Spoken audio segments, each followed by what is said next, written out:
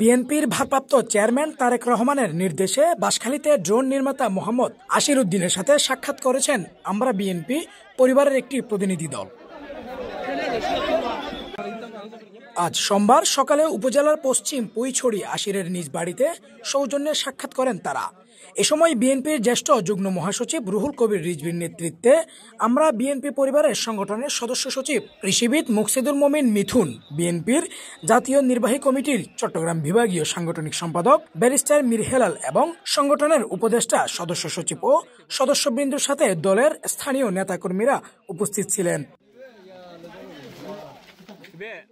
পরে সাংবাদিকদের সাথে আলাপকালে রুহুল কবির রিজভী ড্রোন নির্মাতা মোহাম্মদ আশির উদ্দিনের এমন কাজে মুগ্ধ হয়ে সরকারি ও বেসরকারিভাবে তাকে সহযোগিতা করার কথা বলেন। আশির উদ্দিনের তার যে প্রতিভা এবং তার যে উদ্ভাবনী যে শক্তি, এই সংবাদ শুনে আমাদের ভারপ্রাপ্ত চেয়ারম্যান তারেক রহমান অত্যন্ত উদ্বুদ্ধ হয়ে এই আমরা বিএনপি পরিবারের নেতৃবৃন্দকে পাঠিয়েছেন, আমাদেরকে পাঠিয়েছেন এই ছেলেটির এবং তার পরিবারের সাথে দেখা করতে। আমরা সরজমিনে দেখা গেলাম উনার শুভেচ্ছা। ধরনের প্রতিভাবান উদ্ভাবনী শক্তি সম্পন্ন তরুণরা যে থাকতে পারে এবং তার আমি আমরা সবাই ল্যাবরেটরি ভিজিট করলাম।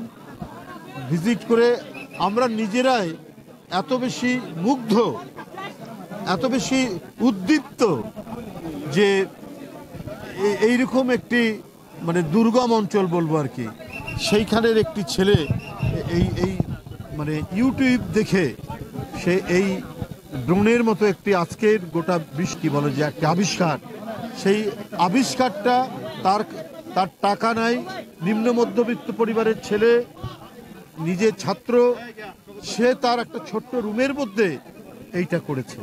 সুতরাং তাকে আরো উৎসাহিত দেওয়ার জন্যই বিএনপির ভারপ্রাপ্ত চেয়ারম্যান তারেক রহমান সাহেব আমাদের পাঠিয়েছেন এবং আমরা বলেছি ইনশাআল্লাহ বিএনপি যদি জনগণের ভোটে নির্বাচিত হয়, রাষ্ট্র পরিচালনা করে, তো সারা দেশে এই ধরনের উদ্ভাবনী অনেক ধরনের দক্ষতা আছে যারা অনেক কিছু আবিষ্কার করতে পারে, কিন্তু পৃষ্ঠপোষকতার অভাবে তাদের প্রতিভার বিকাশ হচ্ছে না।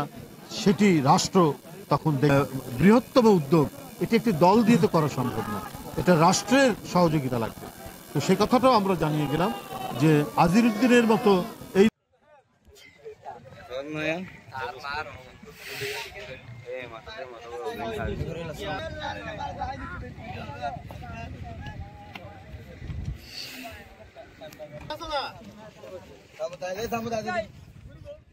Desk report, CTG news, Chittagong.